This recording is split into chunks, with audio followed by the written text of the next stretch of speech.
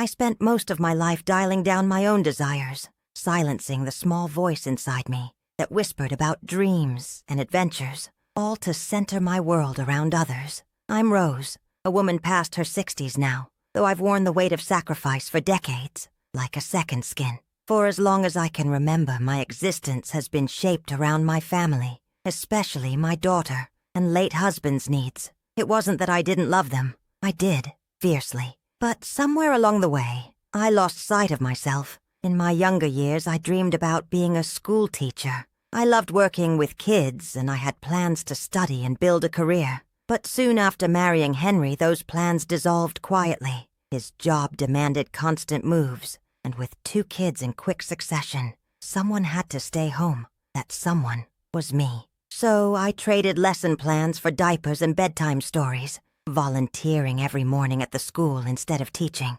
Years rolled by, and my ambitions faded into the background, swallowed by PTA meetings and soccer practices. Then there was the constant juggling of jobs. When Henry's company went under, we fell upon hard times. I took on cleaning jobs, waited tables, anything with flexible hours. I lied awake nights until my hands ached, making sure the kids had shoes that fit and meals on the table. Openings to nurture my own needs never appeared. I just pushed harder. I swallowed exhaustion like bitter medicine, telling myself it was normal, expected. And relationships, I quietly folded them away. Old friends' invitations gathered dust in my inbox. I told myself they didn't understand my priorities, and I didn't want to burden them. The loneliness sometimes gnawed at me at the edges, but I buried it deep. My world shrank to the dimensions of my home, small, cluttered, always busy with the relentless errands and care schedules. The emotional needs I neglected for all those years still echo in my chest. I longed for appreciation, companionship, and time to breathe without responsibility pressing down. But hiding behind the mask of motherly sacrifice, I convinced myself that this was what life was supposed to be. After all, wasn't that the definition of love? Giving everything so those we care for can thrive? Finances never improved much after Henry's health declined, leaving him unable to work. And finally, after his passing, I found my world less supported. Social Security barely covers our modest apartment in the run-down neighborhood of where we lived. The walls are faded, peeling paint mingling with the scent of old wood and dust. It's a place full of memories, some bitter, others sweet, but it often feels like a cage. When friends or neighbors see me, their eyes say, "Strong woman, devoted mother, pillar of the family." They don't see the aches in my back or the quiet nightly tears when I'm alone. I see myself as invisible most days, an echo of who I was meant to be. No one notices the layers of ache, the small shadows behind my smile. I'm flooded with memories that remind me why I chose this path, like when my daughter Emily was in kindergarten and I skipped a job interview to attend her recital. She was beaming up at me, and I felt warmth in my sacrifice. Or the night Henry came home from the hospital, and I held his trembling hand, whispering reassurance even as I questioned my own strength. Our living room, where I spend most evenings, captures my emotions. A worn-out beige couch with frayed arms, faded floral curtains barely hanging, the soft hum of the old heater battling off the cold winter air. It all feels heavy with years of endurance. The narrow kitchen is cluttered with pots and pans, dried herbs hanging like forgotten tokens, reminding me of meals shared but also of dreams deferred. That is my life, a series of sacrifices to keep the family afloat. My own desires packed away like unopened letters in a dusty drawer. It's a life that once felt like the only path, but now, sometimes in silence, I wonder if I could ever reclaim pieces of myself, if there's still space to breathe, to live for Rose, not just for them. The wedding reception buzzed with life and laughter, chandeliers sparkling overhead, and the hum of soft jazz intertwined with the clinking of glasses and whispered conversations. I stood near the back, just out of the main glow, a shadow among the throng of well-dressed guests. Scent of perfume and freshly cut flowers flooded the air, competing with the faint aroma of buttery crab puffs from the kitchen. The warmth of the room contrasted cruelly with the cold pit forming inside me. I was there, yet painfully invisible. The daughter and mother, the very person everyone had come to celebrate, Yet I was ignored, relegated to the periphery like a forgotten decoration. The stark difference hit me hardest when Emily, my own daughter, spun with Daniel under the golden light, oblivious to my existence. She didn't look my way, not once. The absence of acknowledgement was a blow sharper than the harshest words. My heart thundered in my chest, a desperate drum trying to break free. My hands trembled slightly as I pressed a napkin to my mouth, pretending to blot away an imaginary stain, hiding the tide of tears threatening to spill. I'd rehearsed this moment countless times in my mind, but nothing prepared me for the emptiness as the whispers and laughter flowed around me. None meant for me. A cameraman hovered, his lens capturing the smiles and toasts, but there was no space in his frame for me. I was an extra, a ghost haunting the edges of a scene that glorified happiness but masked betrayal. The polished smiles around me felt like knives, their bright veneer hiding the indifference that cut deepest. My body betrayed me, my stomach twisted into knots, a heavy nausea rising as if the air itself were poisoned. My hands pale and clammy, clenched and unclenched reflexively. Every breath became a labor, an effort to steady the trembling that coursed through my limbs. I wanted to disappear, to crumble somewhere unseen. Inside my head, a storm raged, memories colliding with cold reality.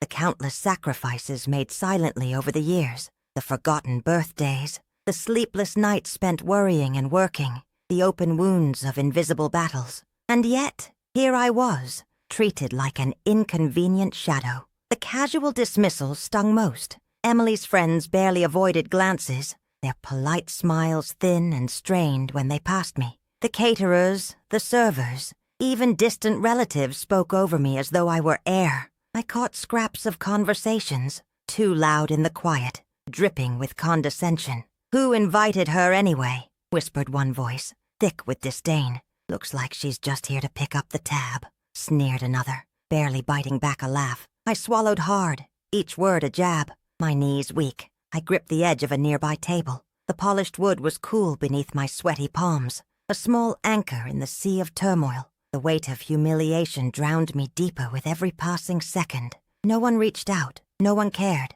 The silence itself became an opponent, loud and suffocating. Only once did a faint flicker of empathy prick the air, a soft glance from Aunt Lorraine, whose eyes met mine with a quiet, aching sorrow before flicking away, caught between compassion and social awkwardness. It was a tiny island of warmth in an ocean of frost. Suddenly, a careless remark from a bridesmaid became the final straw. She glanced over her shoulder and joked with a sharp, cruel edge. "I guess even the kitchen staff got invited to round out the guests. Poor thing looks lost." Laughter burst around her like a sudden storm. The words cut under my skin, a searing brand marking my humiliation. My breath hitched. My face blazed hot and numb simultaneously. In that moment, surrounded by lights and music, I was utterly alone. I stepped toward the exit, the murmur and clatter fading behind me. The cool night air hit me like a shock, sharp, clean, real. The contrast from the stifling warmth inside was bittersweet. For a second, I closed my eyes and inhaled deeply, trying to reclaim breath stolen by shame. Outside, the night was alive with different sounds. Distant cars, soft rustling leaves, a street musician playing an old blues tune. The air smelled of rain from earlier, fresh and forgiving. My body still trembled, weak and trembling, but my mind began to stir with a new kind of clarity amid the wreckage of my spirit. The event was supposed to be a celebration of union and family, yet here I was, discarded and invisible, seen by all, yet truly unseen. Walking away, I heard the faint echo of laughter behind me, but now it felt hollow, empty of power over me. The wedding lights blurred through my tears, a dazzling facade masking deeper truths. And I knew, deep inside, this night would not be the end of my story. It was merely the beginning of a reckoning long overdue. The room was dim, the only light coming from the street lamp filtering through the thin curtains. I sat alone on the edge of the worn-out sofa, my hands trembling slightly, as I tried to make sense of what had just happened. The faces of those people, the voices that had dismissed me, as if I were invisible, all echoed inside my head, relentless and piercing. My body felt heavy, weighed down by a storm of emotions I hadn't been ready to face until now. And yet, amid the turmoil, a strange clarity began to settle. For the first time in decades, I saw the pattern that had defined my life, not as isolated incidents of neglect or forgetfulness, but as a recurring script where I was meant to be the silent, giving figure, the woman who gave everything without asking for anything in return, the one who swallowed her own needs,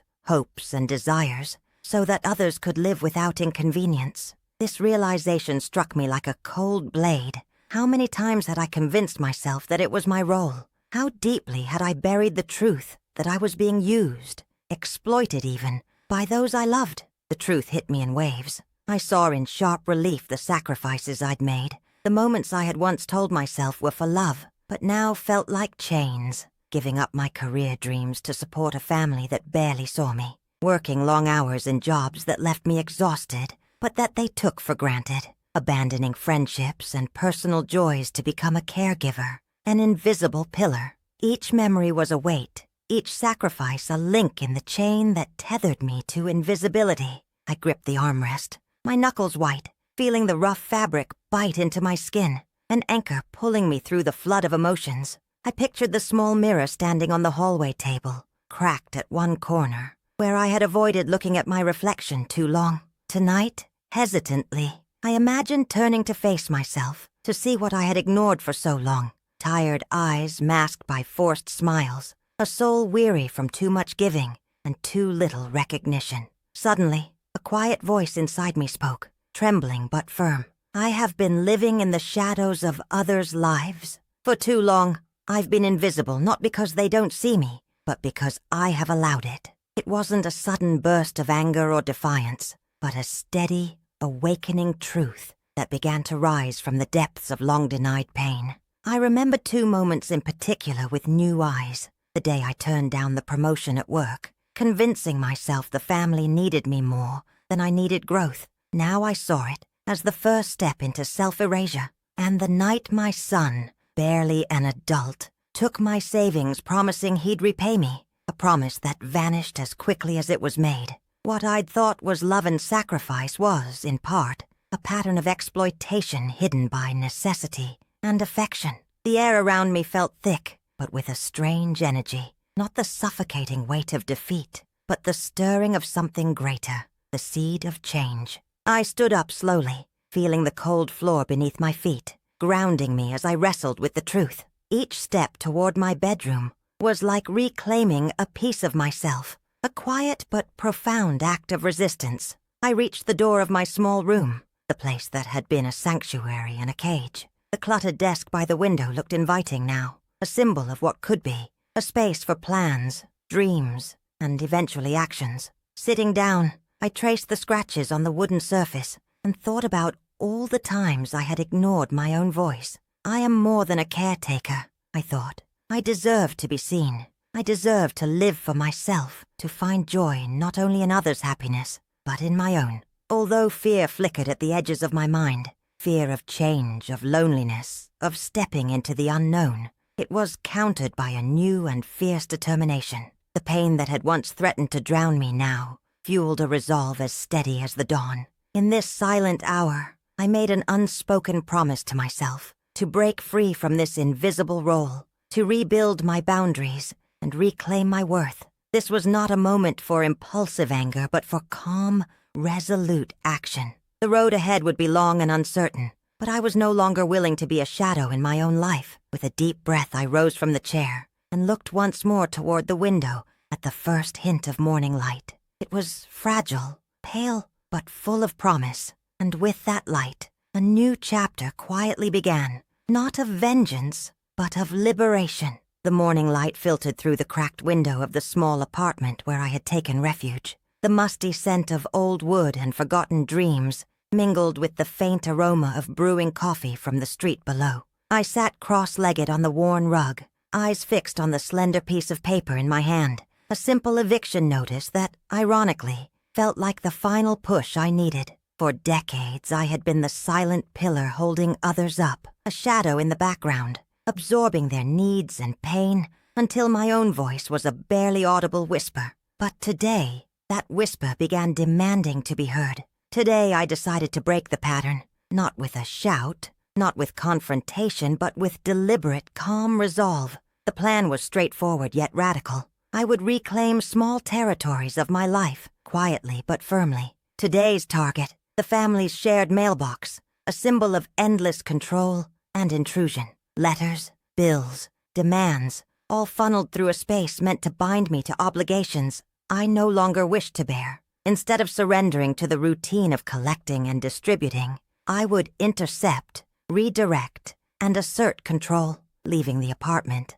I felt the crisp air fill my lungs, a clarity settling over my thoughts. The city buzzed around me, cars honking, vendors shouting, children laughing.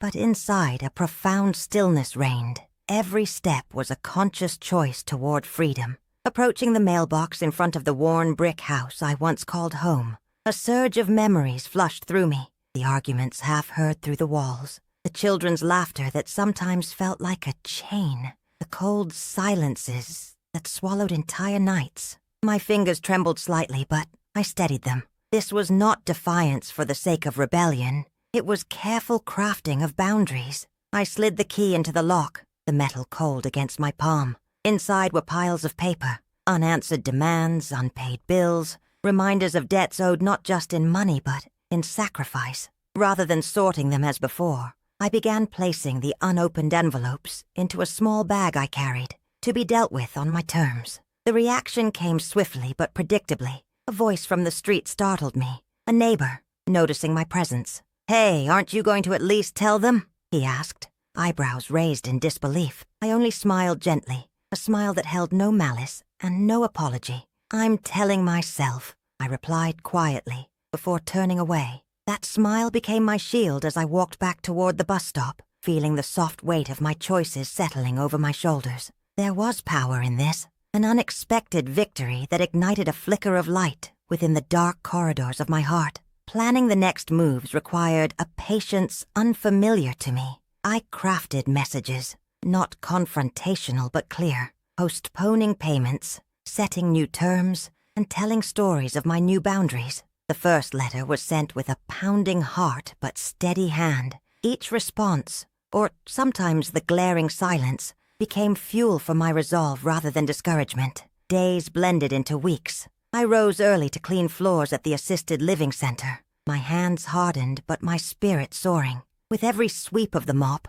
I imagined sweeping away old debts, old roles, and old pain. My body grew stronger, carrying less of the invisible weight that had long oppressed me. Yet, amid calm determination, doubt was a steady companion. There were moments, lying in the quiet dark, when I questioned the legitimacy of my rebellion. Was I selfish? Was I abandoning those who depended on me? But the dawn brought new light, and with it, a renewed commitment to myself. A small victory arrived when a letter from my eldest son, brief and cautious, arrived. He acknowledged my message without scorn or blame. It wasn't reconciliation, but it was recognition, a crack in the wall I'd built with silence and submission. Physically, my transformation was reflected in small changes, clothes that fit differently, a posture more upright, eyes that no longer glanced away in fear but held steady, meeting the world head-on. Emotionally, I grew bolder,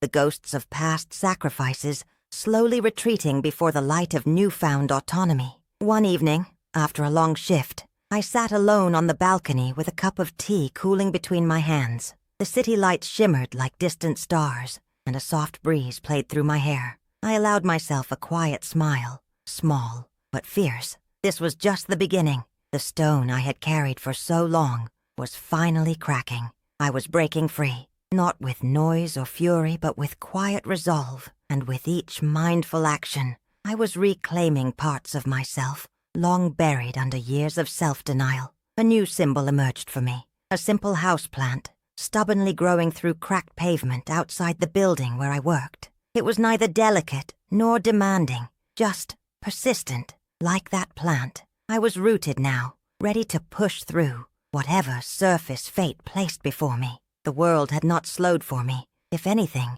it challenged me harder. But now, I stood ready, not as a victim waiting for rescue, but as a woman owning her own story. The past's chains rattled faintly behind me, but with calm steps and steady breath, I walked forward, each choice a declaration. I was no longer invisible. I was visible. I was standing, and in that stillness, I found strength. The morning light streamed weakly through the thin curtains, casting long shadows across the worn floorboards of my small apartment. It was quieter than usual, but I knew that was only before the storm. After my first act of quiet rebellion, the one that disrupted the carefully constructed world around me, there was a price to pay, and the price came with a relentless persistence, a barrage of calls, messages, and visits that I was neither ready for nor eager to face. Yet I stood firm, determined to hold my newfound ground. It started with the phone ringing early that first day, shattering the fragile calm. The voice on the other end was sharp, loaded with accusation and disappointment. "How could you do this?" My son's words felt like a needle piercing through my chest. "After everything I've done for you, for us, you're tearing the family apart." I gripped the phone tightly, feeling a rush of nausea, my hands trembling slightly. The room seemed to close in, the walls pressing like invisible fingers. I wanted to retreat, to hide from the storm, but inside me, a flicker of resolve kept burning. "I'm not tearing us apart," I whispered back, my voice barely audible. "I'm trying to find myself." The calls never stopped. Each ring was a test of my strength. Some were cold and cutting. "You've become selfish," said a message I read aloud to the empty room. "You don't think of how your choices affect us." Another was filled with bitter nostalgia. "After all I sacrificed, how can you only think of yourself now?" The words were like poison searing my skin.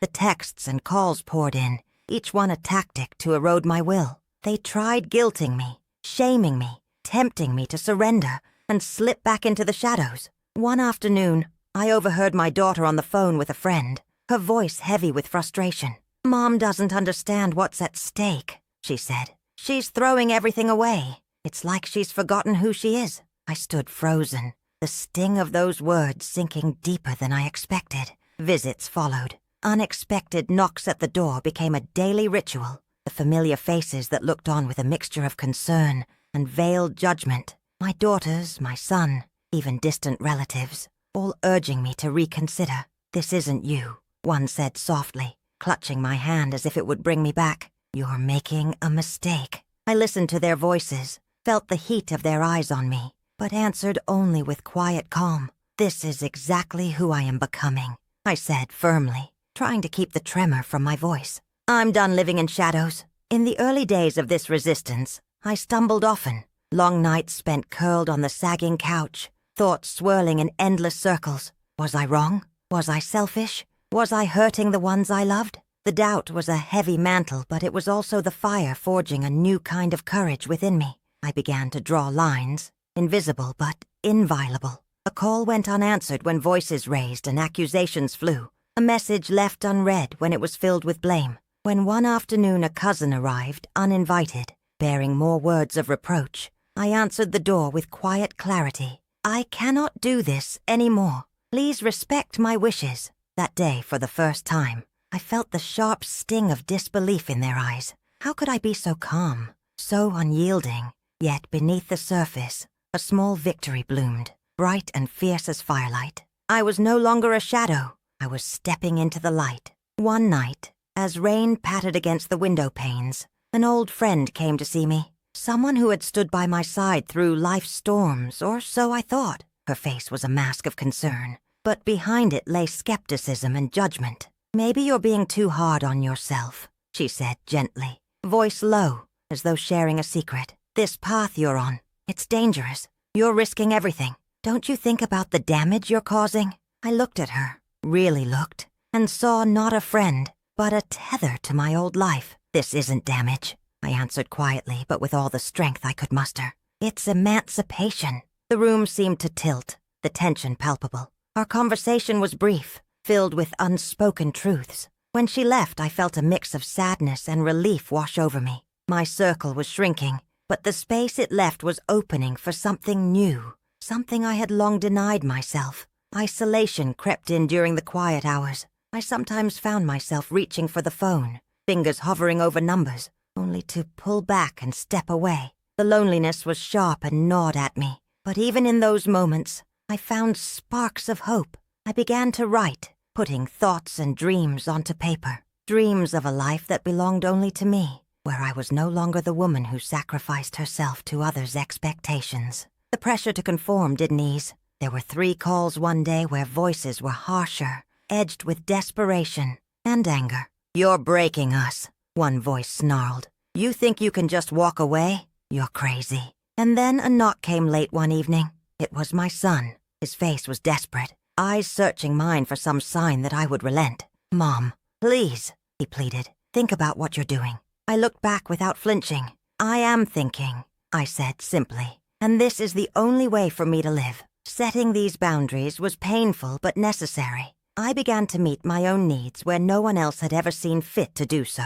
Gradually, I claimed parts of myself that had laid dormant. My opinions, my desires, my emotions. There was a confrontation with someone I had once called an ally, a pillar of my old world. Their shock turned to suspicion. "Are you sure this is who you want to be?" they pressed, voice low, betraying a mix of fear and disbelief. I met their gaze squarely. "I'm sure," I said, voice steady. "For the first time in my life, I'm choosing me." I felt the fight inside me ebb and flow, like a tide, but each wave made me stronger. Every rejection, every plea to return, only confirmed how far I had come. I was not the woman defined by generations of sacrifice, but one stepping into herself with open eyes and an unyielding heart. The pressure remained thick, trials of emotion and will, yet I knew the hardest part was over. I was learning to stand alone, not because I wanted to push people away, but because I was finally holding sacred the woman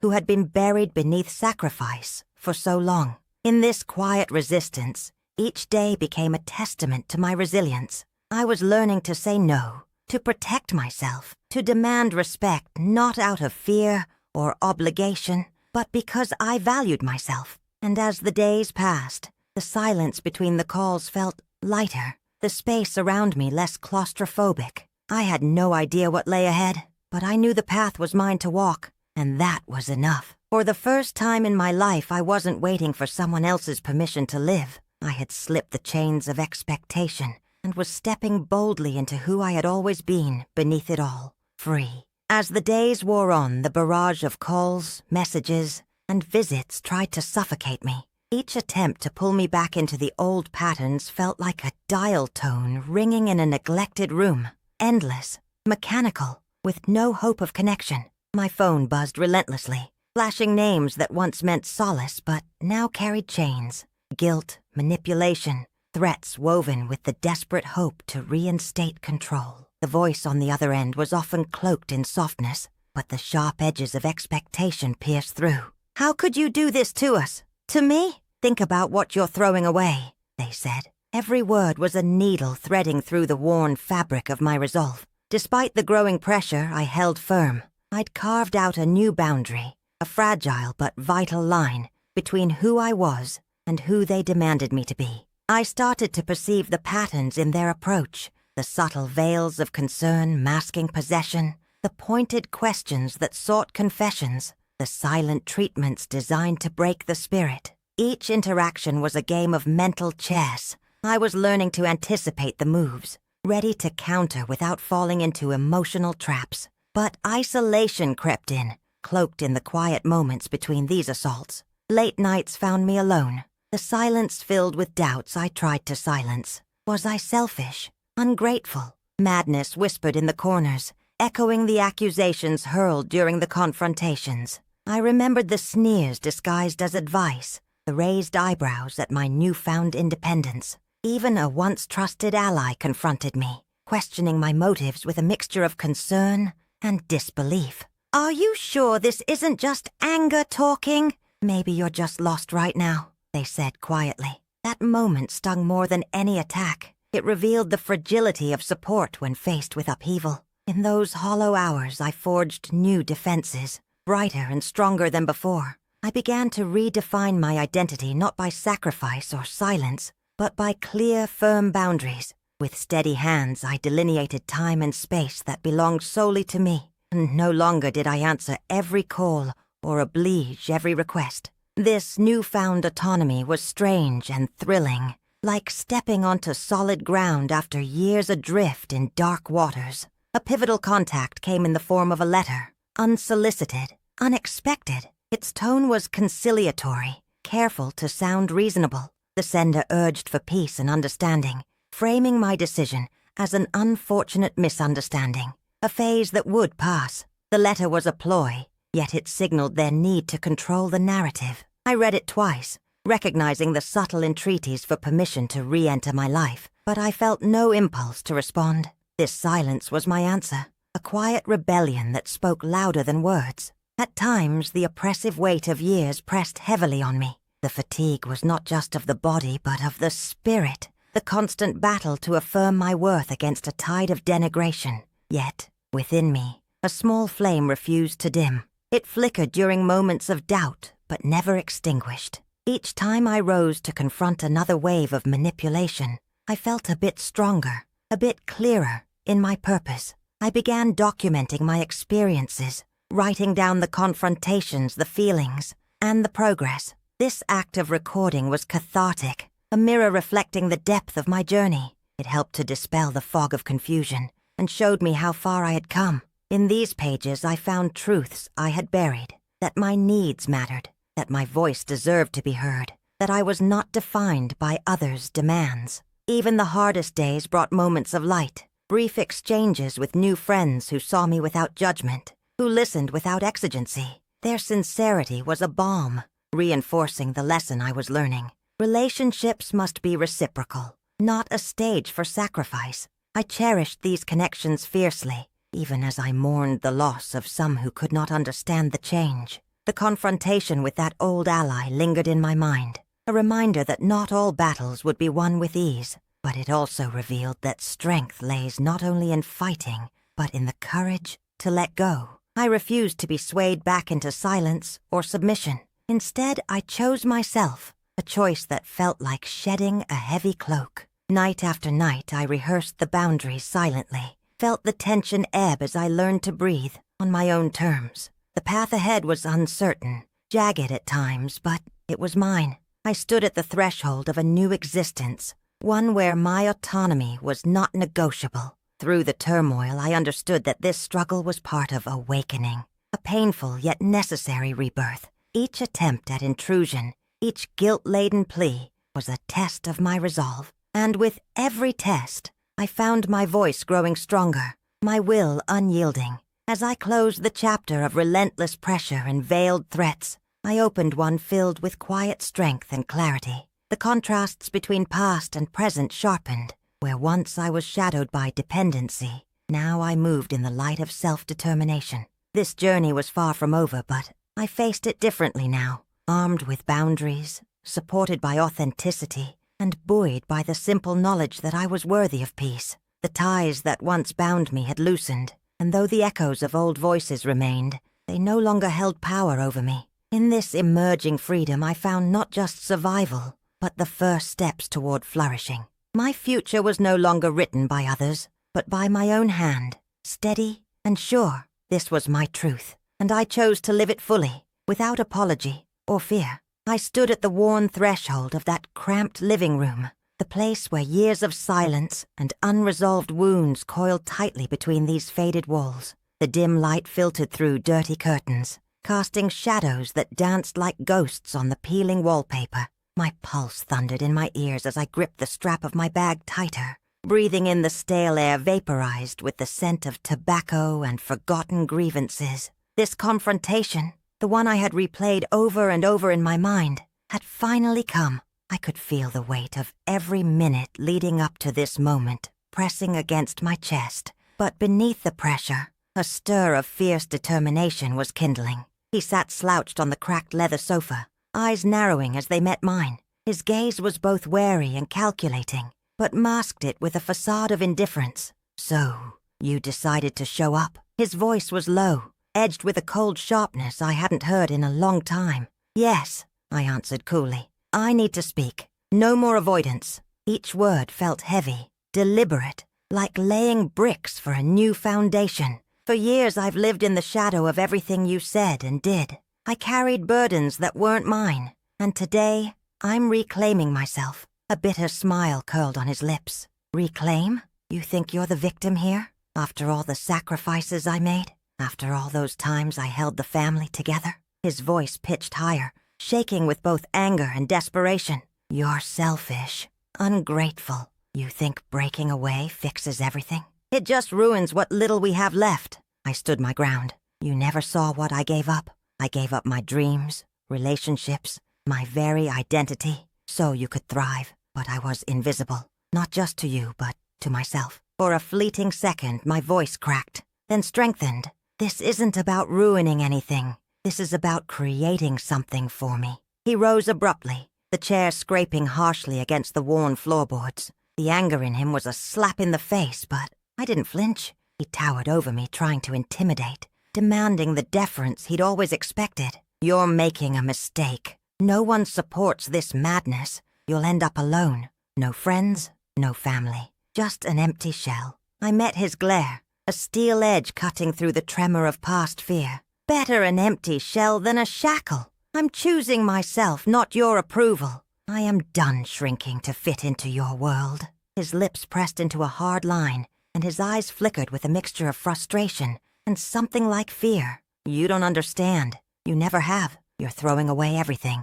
Exactly. I'm throwing away the lies, the pain, the control, disguised as care. My voice softened, but only to pour truth into the broken spaces between us. This is me stepping into the light. No longer broken, no longer silent. For a long moment the room held its breath. Then he laughed, a dry, hollow sound that cracked with disbelief. You're insane. You'll regret this. His words echoed like a curse, but I no longer feared their sting. Maybe I am insane, I agreed, feeling the chains shift and loosen inside me. But this is my sanity, my strength. He lowered his gaze, defeated. The man who once dominated me now seemed fragile, exposed in his failure to hold on. I saw his struggle, a flicker of sorrow, anger, and something unspoken. Yet I knew he could no longer control my story. I turned toward the door, each step shedding years of silence, each breath freeing the weight in my chest. Outside, the night air was pure